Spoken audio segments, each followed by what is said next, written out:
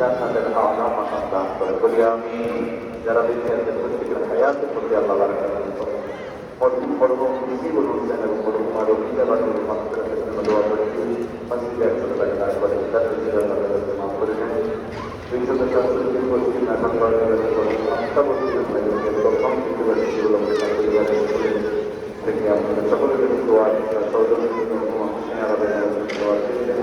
আল্লাহ তাআলা তাদের গুনাহের মাফ করে দেন এবং তাদেরকে কবরে জান্নাতে জান্নাতুল ফিরদাউসে মেহমান বানায় দেন। বলি আমিন। আল্লাহ